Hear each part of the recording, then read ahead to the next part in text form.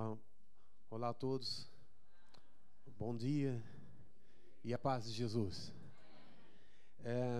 É um privilégio para mim poder estar aqui hoje. Antes de mais nada, eu queria só dizer uma coisa aqui, fazer só uma pequena correção aqui. A igreja da Pontinha pode ser a igreja mais linda de Portugal. A mais linda, tá ok. Então eu digo que é a mais linda da França. Okay? É a de Lyon, né? Não sei se vocês conhecem Lyon. 7, Rua Wilson. Ok? É só aparecer por lá que nós estamos lá. E não é por causa do pastor, é por causa da esposa do pastor, que reflete a igreja também. Ele ficou chateado, mas assim.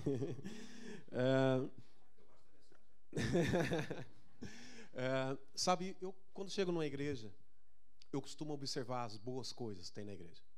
E houve coisas aqui que me marcaram, mas marcaram de verdade. Há um irmão aqui que ontem eu apanhei um escaldão na praia. E há um irmão aqui que me cumprimentou, mas cumprimentou com tanta alegria que me deu uma chapada aqui bem no escaldão, né? Eu falei, ai, fui marcado nessa igreja. Né? Mas é bom, irmãos, é bom poder estar aqui, poder louvar a Deus junto com vocês, nesse ambiente fantástico de adoração a Deus. É verdade que eu e o pastor Daniel já nos conhecemos há algum tempo, fomos colegas de escola.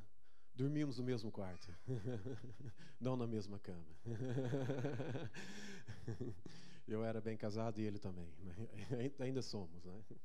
E durante esse tempo, Deus também nos deu os 2 filhos maravilhosos, a Joaninha e o David.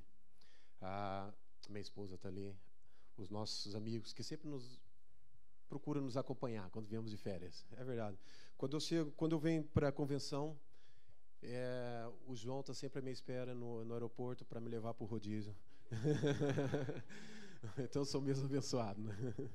Então, meus irmãos, é bom poder estar aqui mesmo. Pelo menos, sério, é bom poder estar aqui, poder adorar a Deus. Hoje de manhã ali em Lyon também, os nossos irmãos estão a adorar a Deus. Nós temos o hábito de todo mês de agosto, que o nosso culto no mês de agosto é de manhã. Eu digo para os irmãos que o nosso culto é o café com Deus. Nós viemos tomar um café com Deus. E é num ambiente gostoso de devoção que nós estamos juntos, de adoração. Nós partilhamos um momento maravilhoso ali junto com os irmãos, a palavra de Deus. E de fato tomamos um café com Deus. É muito bom. E hoje eu queria aproveitar esse tempo com vocês para poder trazer um pouco desse devocional que nós também costumamos fazer lá. E hoje eu queria falar com vocês sobre andar com Deus. Porque nós estamos de férias. Eu ouvi aqui o pastor Daniel e ouvi bem que ele fez uns quilômetros, está de férias, né, para poder estar aqui. Eu até achei estranho. Falei, então o pastor Daniel falou para eu ir lá, mas ele está de férias. Falei assim, se calhar vai lá estar alguém, né? Mas e ele fez uns quilômetros para poder estar aqui com os irmãos. E eu também ouvi isso aqui hoje, que nós não tiramos férias de Deus. Nós tiramos férias, mas ninguém tira férias de Deus. Não é? Alguém aqui já tirou férias de Deus? Eu acho que não, porque Deus não tira férias de nós, né, meus irmãos? Então, eu gostava de partilhar um pouco da palavra de Deus com vocês sobre isso hoje. Nós falamos um pouco sobre isso. Não se preocupe não, que eu só tenho aqui 2 horas de mensagem. Esses irmãos estão motivados. É normal? Tá ok. Então, meus irmãos, hoje nós vamos falar sobre isso, sobre andar com Deus, caminhar com Deus. Eu gostava que vocês abrissem as vossas Bíblias no livro de Êxodo, no capítulo 2, no versículo 26. Êxodo, capítulo 2, versículo 26. E nós vamos falar de um povo que, durante um período, tirou férias de Deus, mas que depois voltou a caminhar com Deus, e as coisas melhoraram para a vida deles. Êxodo, capítulo 2, versículo 24. Desculpa lá, 26, era só para ver se vocês estavam atentos, tá bem? Vamos fazer isso. Êxodo, capítulo 2, versículo 24. Diz assim: E ouviu Deus o seu gemido, e lembrou-se Deus da sua aliança com Abraão, com Isaac e com Jacó. Amém? Somente esse texto. Os irmãos sabem que, hoje em dia, quando nós falamos em caminhar com alguém, andar com alguém, todos nós gostamos de ter boas companhias. Vocês não gostam de ter boa companhia para andar? não é? Todos nós gostamos de ter boas companhias. Eu acho que a melhor companhia que temos é a nossa esposa, os nossos filhos e os nossos amigos que Deus nos deu, porque Deus também nos deu amigos, amém? Nós estamos aqui e eu acredito que os irmãos são amigos uns dos outros e é bom de vez em quando beber um café com alguém, sair, ir para um restaurante, fazer alguma coisa assim de diferente. Eu acho que é muito bom e faz bem também para a vida, para a saúde, faz bem para tudo. Mas nós também escolhemos com quem andar. Nós selecionamos com quem andar. É verdade ou não é, irmãos? Vocês selecionam com quem vocês vão sair. Há um ditado muito interessante, não está na Bíblia, mas é bom, pode colocar lá, tá bem? Diz assim, diga-me com quem andas e eu direi quem. Visto como os irmãos leem a Bíblia, né? Diga-me com quem andas e eu direi quem. Ok, é mesmo isso. Então eu digo com quem eu ando, não é? E é interessante isso, porque às vezes, nem sempre, mas às vezes isso reflete alguma coisa na nossa vida. Às vezes somos influenciados e nós não fomos chamados para ser influenciados, nós fomos chamados para influenciar. E é por isso que a Igreja de Jesus está aqui. A Igreja de Jesus está aqui porque ela foi chamada para influenciar. Então, quando nós andamos com alguém, nós selecionamos, nós gostamos de ver quem é a pessoa, nós gostamos de conhecer um pouco mais da pessoa. Não sei se já aconteceu com vocês, quando vocês começam uma amizade com alguém, começam a andar com aquela pessoa, você vê que aquela pessoa é um cara complicado, você tenta influenciar, depois aquela pessoa continua complicada, você tenta influenciar, até que um dia você fala, você, amigo, posso até beber um copo, mas não vou estar muito, muito próximo, porque não me ajuda muito, não vai me ajudar muito. Sabe, isso só aconteceu comigo, com vocês não, mas comigo já aconteceu. É verdade. Eu estava assim com uma pessoa e de repente fazia de tudo para influenciar aquela pessoa, para mudar ela, trabalhar com ela. Nunca desisti em tentar influenciar essa pessoa, mas tomei atenção. Pra vocês terem uma ideia, um dia essa pessoa convidou-me para ir para um lugar muito doido, que eu não vou dizer aqui, né? Eu falei assim, não posso, né? Não vou, né? Ele, não, mas anda lá, não faz mal não. Eu falei, faz mal sim. Mas para andar com Deus, nós devemos descobrir umas coisas. Em primeiro lugar, nós não podemos ser, podem passar, religiosos. Olha, já adormeci o homem ali. Assim, caminhar com Deus, andar com Deus, é mais do que religião. É mais do que uma simples prática religiosa. É um relacionamento sério. Ser cristão é andar com Deus. É viver em conformidade aos preceitos de Cristo, em conformidade com a palavra de Deus. Ser cristão não é ser fanático, não é ser religioso. Se há uma coisa que eu não gosto, é de fanatismo, é de religiosidade. E eu acho que nenhum de nós aqui gostamos de fanatismo nem de religiosidade. Porque às vezes nós pensamos, para eu andar com Deus, ou para eu ser um cristão, eu tenho que obedecer alguns critérios que está relacionado com a minha maneira de vestir, com a minha maneira... Não tem nada a ver com isso. Não é? Às vezes nós pensamos, minha igreja tem que ser assim, se o pastor não levantar e dar 2 gritos e colocar a mão no enfermo, ele não curar, o cego não sair andando, não é? O cego não sair andando no meio da igreja, nós vamos ficar todos atrapalhados, todos... Não. Sabe, meus irmãos, nós devemos compreender que quando nós andamos com Deus, há coisas que acontecem na nossa vida e há coisas que são naturais. Não porque somos religiosos, mas porque somos filhos de Deus. Amém? Porque somos filhos de Deus. Quando nós vemos a história de Israel, nós vemos que no tempo em que eles andaram com Deus, Deus foi bom para eles. Deus cuidou deles. Deus trabalhou na vida deles. Deus operou grandes milagres na vida deles, porque eles andavam com Deus. Mas houve um tempo, depois da morte de José, que o povo de Deus esqueceu-se daquilo que Deus havia feito por eles, da forma em que Deus cuidou deles. E é verdade que Deus havia os levado para o Egito, que Deus estava com eles no Egito, mas o Egito não era a casa deles. É verdade ou não é, meus irmãos? O Egito não era um lugar de passagem. Há quem diga, o Egito foi um lugar terrível, um lugar horroroso de escravidão. Não, o Egito foi um lugar bom também. Foi um lugar onde eles foram bem recebidos. Foi um lugar onde Deus cuidou deles, onde, de uma certa forma, o povo de Deus reinou durante um grande período da história. Mas passando esse tempo, Deus também não queria que eles ficassem ali, porque não era essa promessa de Deus nem a Abraão, nem a Isaac, nem a Jacó. A promessa de Deus é que eles seguissem dali, que eles fossem para a terra a qual Deus prometeu que iria dar aos seus pais. Essa era a promessa de Deus. E eu acredito que Deus, quando faz uma promessa, Deus cumpre com as suas promessas. Quantos creem nisso, meus irmãos? Eu creio nisso. Eu acredito nisso, que quando Deus faz, Deus cumpre com a sua promessa. E é verdade que eles ficaram tão bem acomodados no Egito, tão bem acomodados, que as coisas começaram a correr mal. Eles começaram a esquecer de Deus. Esqueceram de andar com Deus. Eles esqueceram que o sucesso dos antepassados deles não foi pelo talento, pelos dons deles, mas foi porque Deus estava com eles.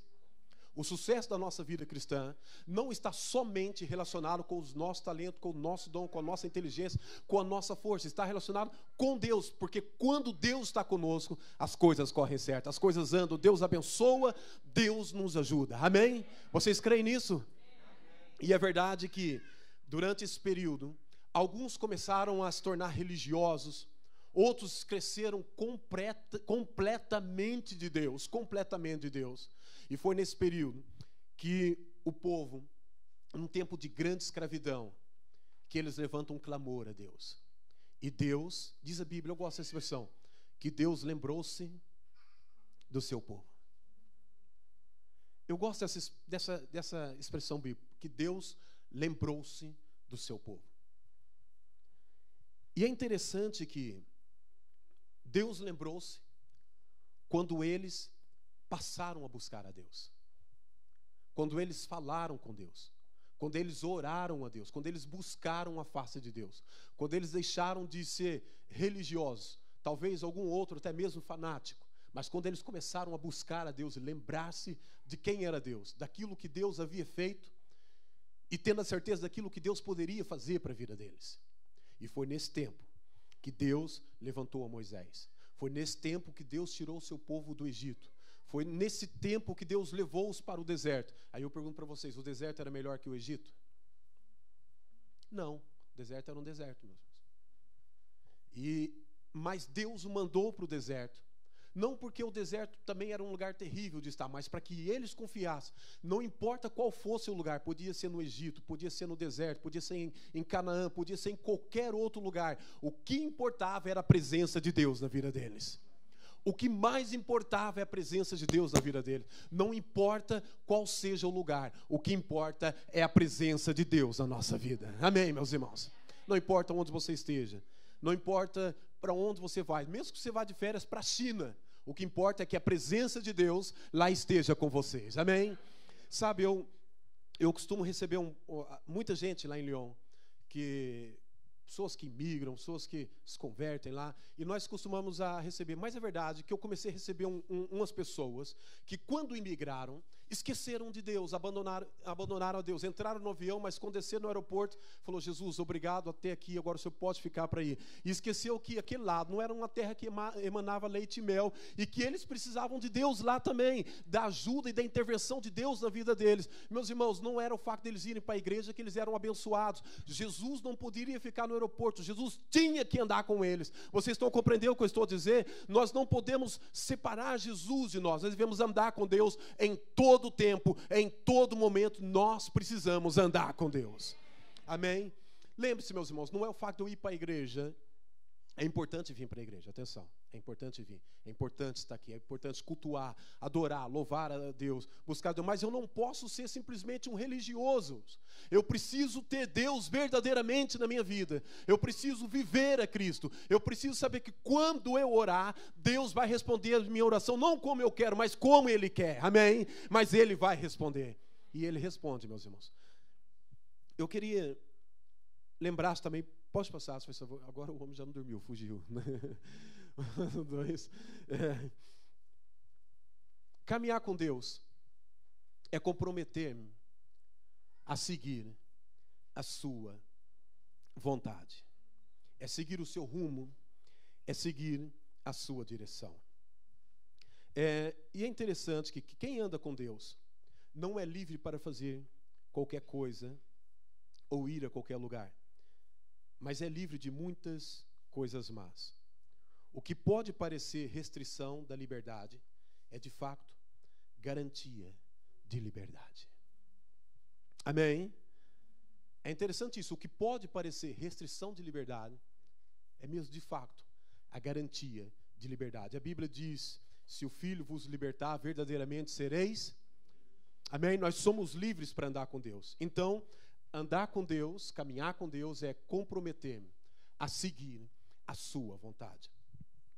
E foi a partir desse momento que, quando o povo de Deus comprometeu-se a seguir a vontade de Deus, que coisas aconteceram na vida deles.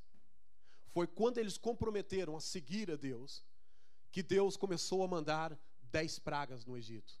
Foi nesse momento que Deus tirou o seu povo do Egito e que abriu o Mar Vermelho para que eles pudessem passar. Foi nesse momento que Deus revelou-se ao seu povo. Foi até mesmo no deserto em que Deus fez grandes coisas acontecer, que Deus alimentou, que Deus não os deixou passar fome. Foi nesse momento em que, quando eles se comprometeram a seguir a vontade de Deus, aquilo que eles pensavam que era liberdade, de fato era escravidão. Mas quando eles conheceram e comprometeram a seguir a vontade de Deus, eles conheceram a verdadeira liberdade. Não porque eles eram livres para fazer qualquer coisa, de forma alguma, mas simplesmente porque eles sabiam que, se eles comprometessem a estar com Deus, eles não estavam restritos de alguma coisa, porque aquilo que parecia ser restrição para eles era a garantia da liberdade. Amém? Porque Deus os chamou não para que eles morressem no deserto. Deus não chamou ninguém para matar no deserto. Há quem diga: Deus chamou o povo para matá-los no deserto. Não, de forma alguma. Eles poderiam ter chegado até Canaã em poucos dias, mas Deus permitiu que eles andassem no deserto, não para que morressem no deserto, mas porque no deserto Deus queria trabalhar neles. No deserto Deus queria trabalhar na vida deles. Vocês estão a compreender isso, meus irmãos? Amém? Às vezes o deserto não é um lugar que Deus nos leva porque Deus não nos ama, ou porque Deus não gosta de nós, ou porque Deus não quer saber da nossa vida. Não, de forma alguma. Quando Deus nos leva para o deserto, é porque Ele quer trabalhar na nossa vida. O próprio Jesus foi conduzido pelo Espírito Santo ao deserto, e por um mau motivo, para ser tentado pelo diabo. Mas sabe o que aconteceu no deserto? Jesus não ficou lá chorando: coitadinho de mim, eu estou aqui agora, eu morri, eu vou ficar aqui agora e acabou. Não. O que Jesus fez? Ele lutou contra o diabo, usando a palavra de Deus. Porque, meus irmãos, o deserto não é lugar de derrotados, não é um lugar de coitadinhos. O deserto é um lugar de corajosos, amém? De homens comprometidos com Deus e com a palavra de Deus, amém? É com pessoas comprometidas com Deus. Só os comprometidos com Deus podem passar no deserto e sair vivos, amém? Mas o deserto é um lugar de experiências, meus irmãos. Um lugar de experiência incrível. Eu não estou aqui para contar a história para vocês de Israel, de forma alguma, vocês conhecem, mas é um lugar de experiência incrível. Foi no deserto que Deus falou com o seu povo. Foi no deserto que Deus manifestou-se no meio do seu povo. Foi no deserto que Deus resolveu agir através da vida deles. Foi no deserto que Deus mudou o caráter deles. E às vezes nós passamos para o deserto. Eu lembro-me de uma jovem ali em Lyon, que ela passou um deserto na vida dela durante anos, porque ela casou e ela não podia ter filhos. E aquilo mexeu com toda a igreja. Com toda a igreja. Às vezes eu me sentia até constrangido, porque na nossa igreja houve um surto de grávidas. É um bom surto, não é verdade? Houve um surto de grávidas na nossa igreja. Toda mulherada, eu falei: que isso? Está tudo grávido, né? E é verdade, porque há bons problemas. E nós estamos com um bom problema. Estamos com um problema porque já não cabemos dentro da igreja. É verdade. Nós não cabemos dentro da igreja. A igreja está mesmo pequena para nós. Muito pequena, aquilo é terrível. Vocês não imaginam o que é. Abrimos janela, metemos ar-condicionado e o calor dentro daquilo é terrível. Graças a Deus. E de repente começou as irmãs também. Eu falei: minhas irmãs, agora esperava mais um bocadinho, né? E quando eu apresentava uma irmã para nós orarmos por ela, porque estava grávida, eu olhava sempre para essa irmã e aquilo doía meu coração. Mas doía meu coração. Até que um dia, passado um tempo, eles tiveram um momento um bocado complicado, mas depois eles voltaram a estar conosco. E um dia eles resolveram servir a Deus, comprometeram-se com Deus. Servir a Deus. O João é um ótimo pianista, ele falou: pastor, eu quero servir a Deus. E foi servir a Deus no piano. A Ruth é uma ótima tradutora. Falou: pastor, eu quero servir a Deus. Então, ela veio para a tradução. Sabe? E não só, serviram a Deus de diversas formas, fiéis a Deus, em todo o tempo. E um dia nós oramos, levantamos um clamor e Deus lembrou-se do seu povo. Passado pouco tempo, ela deu-nos uma boa notícia. Olha, pastor, eu quero dizer uma coisa, estou grávida. Atenção, ela fez tratamento, ela fez tudo e mais alguma coisa. Os médicos já disseram que não valia a pena. Ela fez todos os tratamentos que, ao longo desses anos que vocês imaginam. Ela e ele. E o problema era dos dois. E os médicos disseram, não dá, não vai funcionar, não vai dar certo. E ela disse, pastor, eu estou grávida. E eu estou grávida de gêmeos. É verdade, eu estou grávida de gêmeos. Sabe, meus irmãos, a minha reação foi essa, eu fiquei assim, né, um bocado espantado. Mas sabe uma coisa, quando nós nos comprometemos com Deus, no deserto, Deus prova o seu amor para conosco, Deus nos abençoa, nós temos experiências com Deus no deserto. E aquela jovem, eu tenho a certeza absoluta, que ela teve grandes experiências com Deus. Sabe, meus irmãos, foi até o último momento, quando o bebê foi nascer no hospital, ela teve que ser transferida de helicóptero para o outro lado, porque ela estava a morrer, literalmente a morrer. Os médicos já tinham informado o seu esposo para praticamente despedir, porque a coisa estava mesmo séria, estava muito séria. Mas eu estava na Suíça nesse dia, quando eles me telefonaram. Eu falei, não, nós vamos levantar um clamor. Eu parei o carro, encostei o carro, comecei a orar. Falei, Deus, toma Ruth, Senhor. O Senhor não permitiu que eles chegassem até aqui para que as coisas acontecessem assim. Cuida daqueles bebês, mas cuida da tua filha também. Passado pouco tempo, meus irmãos, eu recebi um telefonema. Eles disseram, pastor, está tudo estável. Deus cuidou, Deus abençoou. Ela não ficou muito tempo internada. Deus abençoou. Por quê, meus irmãos? Quando nós se comprometemos em servir a Deus, em estar com Deus, Deus nos abençoa, amém? Nós precisamos caminhar com Deus, mas também comprometer-se com Deus nesse caminho. Quantos querem se comprometer com o Senhor nessa manhã de hoje? Eu quero me comprometer com Deus, meus irmãos. Sabe por quê? Porque vale a pena se comprometer com Deus. Eu lembro quando eu me comprometi com Deus e nunca me arrependi disso. Nunca me arrependi de ter feito o meu compromisso com Deus. A melhor coisa da minha vida. Aleluia. Em terceiro lugar,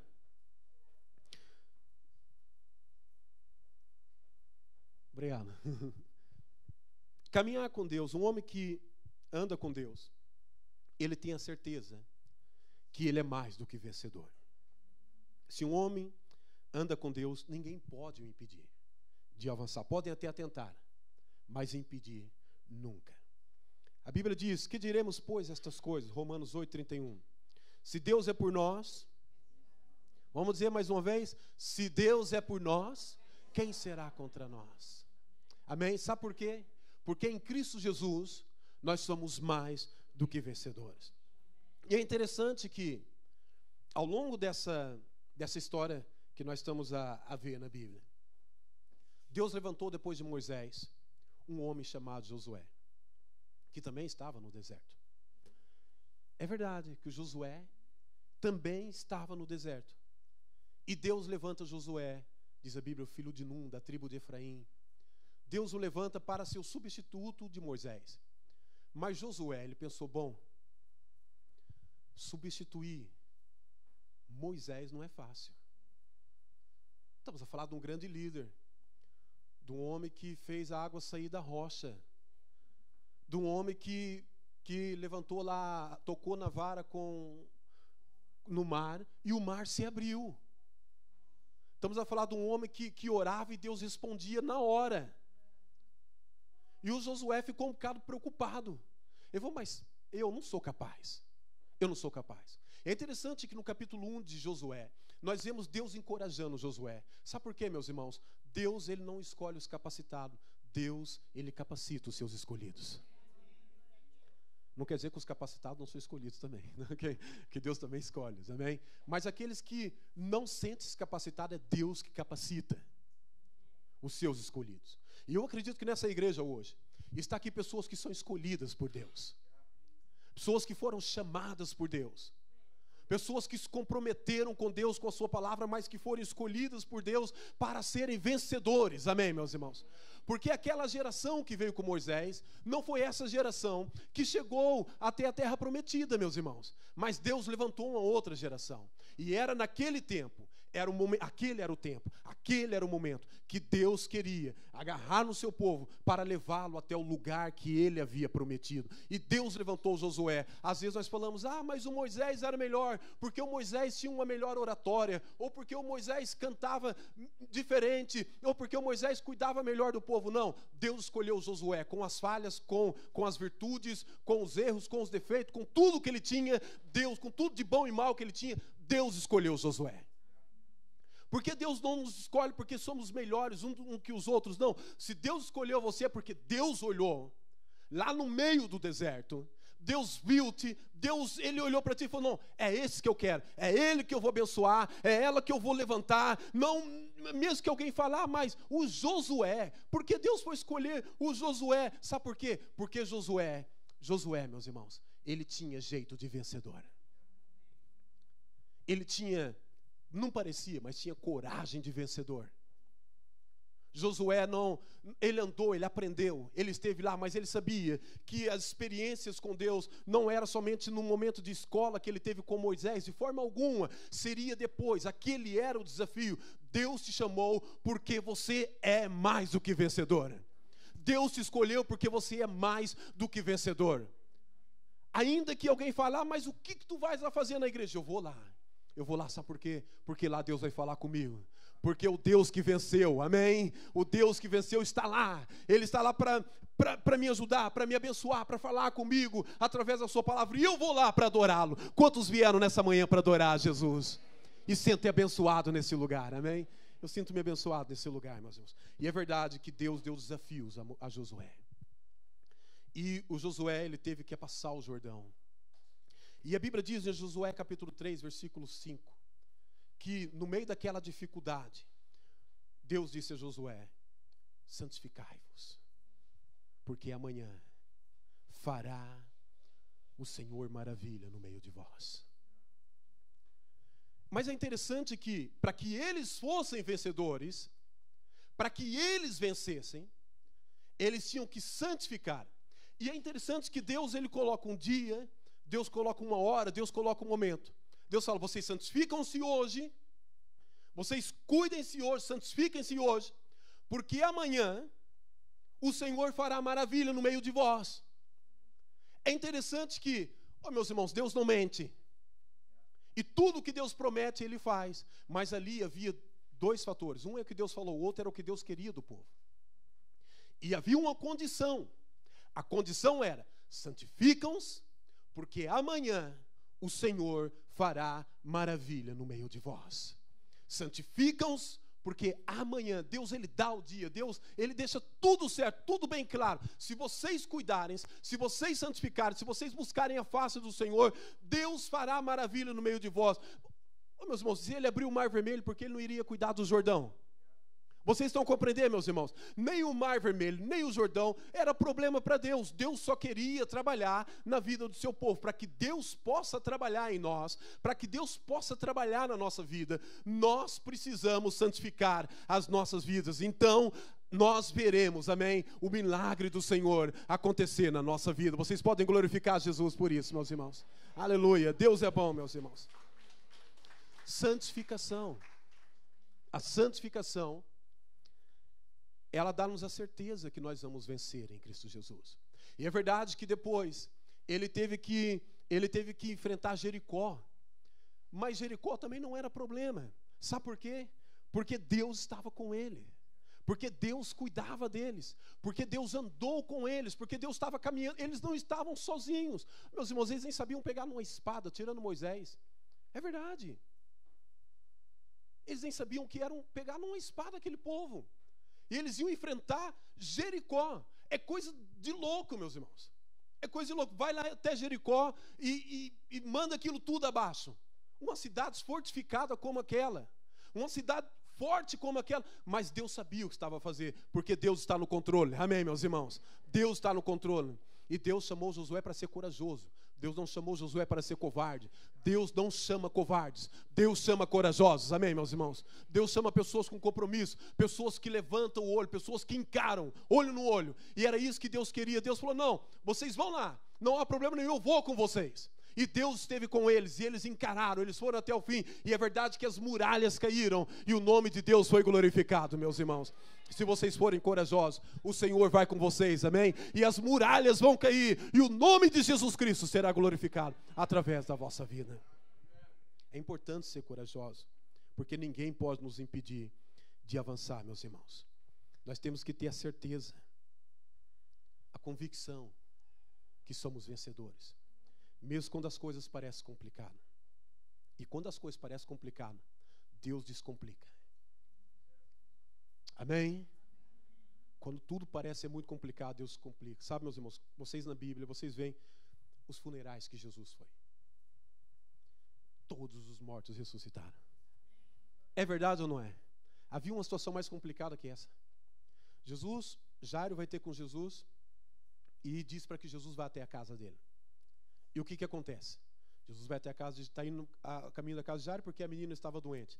No meio do caminho aparece uma mulher com fluxo de sangue, tudo ao mesmo tempo. E Jesus, a mulher vai, toca, nem sequer tocou em Jesus, tocou nas pontas da veste de Jesus. E diz a Bíblia que Jesus parou e diz a Bíblia que dele saiu virtude. E aquela mulher foi curada na frente de todos e todas aquela multidão. Aquela mulher foi corajosa. Mas ela tinha uma opção, era morrer ou morrer. Então ela preferiu tocar em Jesus. Jesus chega na casa de Jairo e está o povo tudo a chorar. Uma lamentação terrível. E Jesus chega e diz que a menina dorme. Jesus tinha um senso de humor incrível, né? A menina dorme, né? Então a menina está morta, né? A menina está bem. E alguns até riram. Mas Jesus, o que ele fez? Ele foi até a menina. Ele tocou nela e ela ressuscitou. Mas também, meus irmãos, a Bíblia fala da viúva de Naim. Estava indo aquela mulher já na cerimônia fúnebre, levando o seu filho. Mas sabe uma coisa, meus irmãos? Aquela mulher, ela passou a ser vencedora. Amém? Porque Jesus veio até ela. E Jesus disse outra coisa muito engraçada para aquela mulher. Dentro do contexto é engraçado. Então você chega num funeral, você diz para a pessoa não chorar. Vou contar uma coisa aqui rápido para vocês. O primeiro funeral que eu fiz em França foi muito doido, meus irmãos. Foi em Grenoble. Havia um homem que apareceu uma vez na igreja, eu só lembrava dele por causa de uma coisa, que ele tinha uma bilha de gás que ele andava com ela atrás dele, para aquilo, para respiração, né? E um dia o pastor francês telefonou. Olha, morreu um senhor que é da sua igreja. Eu falei, da minha igreja? Anda cá fazer o funeral comigo. Eu falei, tá bem. E fomos até Grenoble fazer o funeral. E sabe, a casa mortuária é uma coisa de luxo. Dava para fazer uma igreja lá. Quando eu olhei para a casa mortuária, eu falei, nossa, era uma boa igreja para Lyon, né? A primeira coisa que eu pensei, né? Eu chego na casa mortuária, tá a mulher, atenção, o morto não ressuscitou não, tá, irmãos? Graças a Deus. Sabe, eu olho para a viúva, num lugar lá, sentada, sozinha, numa sala, tinha cafezinho, tinha tudo, aquilo, loucura. E ela sentada, ele no caixão, o caixão jogava uns coisinhos de água para cima, assim, coisa mais bonita. E eu vejo a mulher cabisbaixa, triste. E eu falo, Jesus, dá-me força e coragem. Dá-me uma palavra, o que eu vou dizer no momento desse, para pelo menos acalmar o coração dessa mulher. E quando eu vou me aproximando dela, ela está assim. Eu só fui escutando, que ela estava sozinha na sala. Miserável. Desgraçado. Foi tarde. E além de morrer, ainda deixa-nos esse problema todo. E eu, uau. Eu olhei assim para ela, ela levantou assim a manga da camisa e eu percebi tudo, né? Eu saí, eu olhei e falei, Jesus, não ressuscita não, né? Eu já saí, né? Sabe, meus irmãos, foi um funeral terrível, né? Eu acho que Jesus não entrava nesse tipo de funerais, né? E é verdade, meus irmãos, que foi uma coisa muito, sei lá, eu fiquei totalmente atrapalhado. Nós foi o funeral, eu falei, pastor, o senhor que conhece mais o irmão do que eu. Então, olha, eu vou falar sobre Jesus. E lá João 3,16, falei do amor de Jesus e dei graças a Deus, né? E o pastor falou tão bem daquele homem que eu fiquei, uau, que homem abençoado, né? Sabe, meus irmãos, não era um vencedor.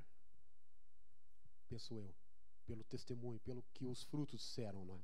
E é verdade que Jesus, quando viu o filho da viúva de Naim, o que Jesus fez? Ele disse para a mulher, não chores. Sabe por quê? Porque Jesus iria solucionar o problema daquela mulher. E naquele momento, Jesus tocou naquele jovem. E ele ressuscitou. Quando Jesus vai até Lázaro, Lázaro estava morto. Lázaro estava uns dias enterrado, mas Jesus falou, não se preocupem. Sabe por quê, meus irmãos? Ele é a ressurreição e... Jesus é a ressurreição e aquele que crê nele, ainda que esteja morto... Amém? Vocês creem nessas palavras de Jesus Cristo, meus irmãos? Aquele que crê nele, ainda que esteja morto, viverá. Amém? E foi isso que Jesus fez. Sabe por quê, meus irmãos? Porque o homem que anda com Deus, meus irmãos, ele é mais do que vencedor. Ele tem a certeza que ele é vencedor. E Jesus queria mostrar, não que ele podia ressuscitar o morto, porque isso não era novidade para ninguém. Mas Jesus, meus irmãos, ele queria mostrar o amor de Deus. Que quando alguém andava com ele, era mais do que vencedor. E eu acredito que aqui estão pessoas que andam com Cristo Jesus, meus irmãos. Que têm prazer de estar com ele. Nós nunca vamos ser impedidos de avançar, meus irmãos. Porque nós temos a certeza que vencemos em Cristo Jesus. Em quarto lugar, estou quase a terminar, tá bem? Quem anda com Deus nunca está sozinho. Nunca está desamparado. Amém? Quando nós caminhamos com Deus, nós temos a certeza, a convicção, que nunca estamos sozinhos, que nunca estamos desamparados. A Bíblia diz, um salmo muito conhecido, ainda que eu andasse pelo vale da sombra e da morte, eu não temerei mal algum, porque tu estás comigo. Amém? Tu estás comigo. Quando nós andamos com Deus, nós nunca estamos. Nós estamos vivendo um tempo, numa época, em que nós vemos muitas pessoas na solidão. Nós vemos muitas pessoas tristes. Nós vemos muitas pessoas deprimidas. A depressão parece que virou a doença do século. Nós vemos tanta gente deprimida, meus irmãos. Tanta gente precisando de tratamento, precisamos de apoio, ajuda psicológica e espiritual. Há tanta gente dessa forma. Sabe por quê, meus irmãos? Porque andam sozinhos. Porque não andam bem acompanhados. E é verdade que quando nós andamos com Deus, nós nunca vamos estar sozinhos. Elias, ele pensou que estava sozinho e ele entrou em depressão. Elias, ele foi um homem maravilhoso que guerreou contra tanta gente, contra muita gente. Mas um dia que Jezabel o ameaçou, Elias, ele ficou com medo. Ele entrou em depressão, ele se escondeu numa caverna. Mas o Senhor veio com uma voz suave e falou com ele. E era naquele momento, talvez, que Elias estava à espera que alguma coisa diferente acontecesse. Que Deus mandasse um raio do céu, pá, destruísse a caverna. Ou que, sei lá, que uma mula, como Balaão, né, aparecesse lá e fosse falar com ele. Ou que alguma coisa assim sobrenatural acontecesse. E sabe o que Deus fez? Deus falou com Elias. De uma forma suave. Deus falou com ele. Para tirá-lo daquela forma que ele estava. Sabe por quê? Porque mesmo daquela forma que ele estava, ele era um homem que andava com Deus. Isso não quer dizer que você não vai ter problemas, que você não vai ter medo, que você não vai ter fantasmas que aparecem na sua vida. Mas no momento em que as coisas apertarem para ti, você vai lembrar que você não está sozinho, que você não está desamparado, que Deus está contigo, que Deus cuida de ti. Naquele momento que você falar, mas Deus, a minha própria família me deixou. Deus falou, não, eu estou aqui, você não está sozinho. Quando você fala, Deus, eu não tenho força, acabou as minhas forças, Deus, ele olha para ti e diz, eu sou a tua força, eu cuido de ti. Quando você fala, Deus, eu estou doente, eu estou completamente abandonado, ele olha para ti e fala, lembre-se daquilo que meu filho fez por ti, ele morreu na cruz do Calvário, ele entregou a vida por ti, você não está sozinho, o Espírito de Deus está contigo, ele caminha contigo. Quando você fala, Deus, eu já não posso mais, Deus diz, você pode. Você vai andar, você não vai desistir. Não fique à espera de qualquer outra coisa sobrenatural aconteça. Mas lembre-se de uma coisa, que quando você estiver só, quando você se sentir abandonado, quando você se sentir completamente sozinho, Deus vai estar contigo, o Espírito Santo vai te consolar, Ele vai te abraçar, Ele vai te ajudar, Ele vai falar contigo. Você não está sozinho, Deus está contigo. Deus está contigo. E são nesses momentos que nós temos as maiores experiências da nossa vida espiritual com Deus. São nesses momentos que às vezes sentimos fracos, sós, e que Deus vem, se apresenta, e que Ele fala conosco, que Ele se revela a nós, que nós abraçamos o Espírito Santo de Deus, em que Ele mostra que Ele é poderoso, que Ele é o mesmo ontem, hoje e eternamente, que Ele não mudou, que Ele é um Deus imutável, um Deus onipotente, um Deus todo-poderoso que está conosco. Lembre-se disso. Há pessoas aqui nessa igreja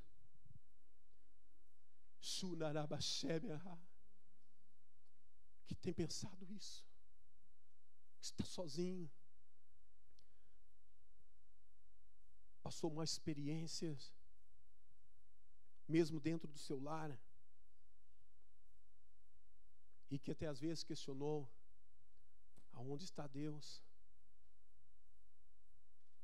Talvez pensou até mesmo em tirar a própria vida. Pessoal, onde está Deus? Deus te trouxe aqui hoje, nesta manhã, para falar ao seu coração.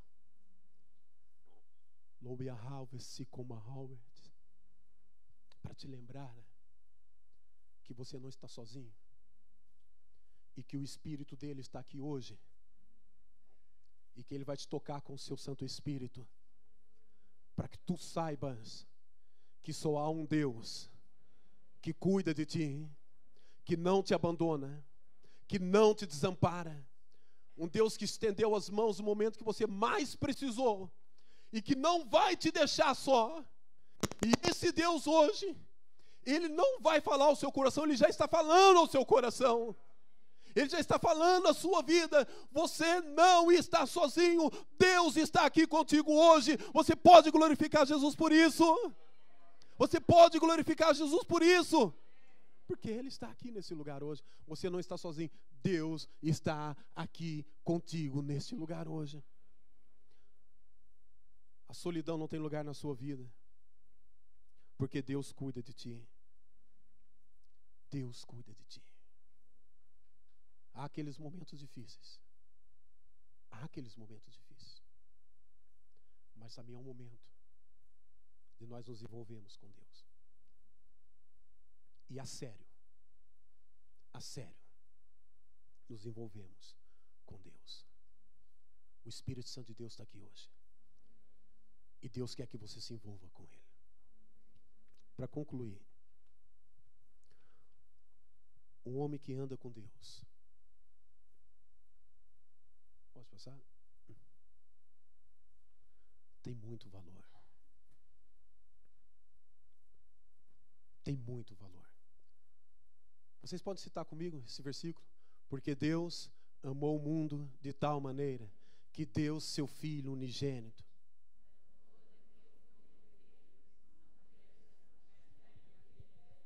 Porque o homem que anda com Deus, ele tem muito valor. Eu quero que você saiba que você tem muito valor. Porque você conhece a Deus, porque Jesus Cristo derramou o sangue dele por você na cruz do Calvário, e porque o Espírito Santo de Deus, ele está aqui hoje. Porque o Espírito Santo de Deus habita em ti, amém? Ele não está aqui quatro paredes, ele habita em ti. Ele habita em ti. E é verdade que, pode passar. Eu queria falar com vocês uma coisa rápida assim, sobre o que vale o corpo do ser humano. Você já parou para pensar quanto é que o valor do seu, quanto é que custa, não é, o seu corpo? A ciência pode facilmente detectar os elementos químicos que compõem o homem. Um homem com 76 quilos é constituído com 44 quilos de oxigênio, 7 litros de hidrogênio, 173 gramas de azoto, 600 gramas de cloro, 100 gramas de enxofre, 1.700 gramas de cálcio, 800 gramas de potássio e 500 gramas de ferro e cal. O valor de todos esses elementos químicos que constituem o corpo humano, eu não sei se está na outra coisa que eu coloquei, passa só para ver, senão pode voltar. Não, pode voltar. Não passa de 5 euros. Todos esses elementos químicos que compõem o corpo do ser humano não passa 5 euros. Porém, a gordura que contém serve para fabricar 7 sabonetes.